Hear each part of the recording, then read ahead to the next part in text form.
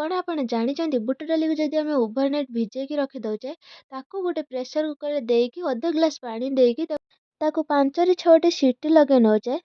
Cooker भलसे ठंडा ହେଇଗଲା ପରେ ବୁଟ ଡାଲିକୁ ଛାଣିକି ଅଲଗା ରଖିଦବା।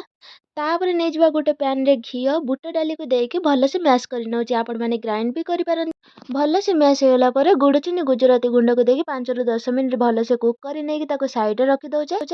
ତାପରେ ଗୋଟେ ଜାଗାରେ ନେଇଯିବା କିଛି ଅଟା ଘିଅ ଲୁଣ ହଳଦୀ ପକେଇକି ତାକୁ ଭଲସେ ମିକ୍ସ କରି ନେବା। ତାପରେ ପାଣି ଦେଇକି ସଫ୍ଟ ଡୋଟେ ବନେଇ ନେବା। ଘୋड़ेଇକି 5 ମିନିଟ୍ ରଖିଲା ପରେ ଡୋକୁ ବାହାର କରିକି ଆମେ ଏମିତି ଛୋଟ ଛୋଟ ଗୋଲା କରି ନେବା।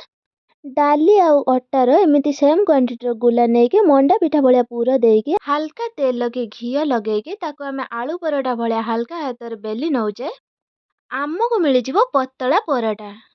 जदि आमे से पतला पराठा को घी पकईकी तावारे दुई साइड सेकी नौचे ताहले आमको मिल महाराष्ट्र फेमस पूरनपोली।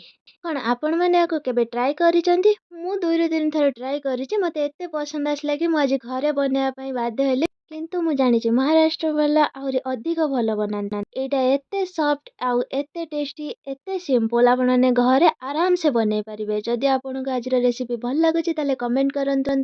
चैनल रे नुआ थिले लाइक करिकि सब्सक्राइब करिकि ऑन नोटिफिकेशन को ऑन करि दियंतु। एमिति नुआ नुआ रेसिपी रो नोटिफिकेशन पाइबा। नेक्स्ट आसीबि किछि नुआ रेसिपी नै कि रहिली टाटा बाय बाय जय जगन्नाथ।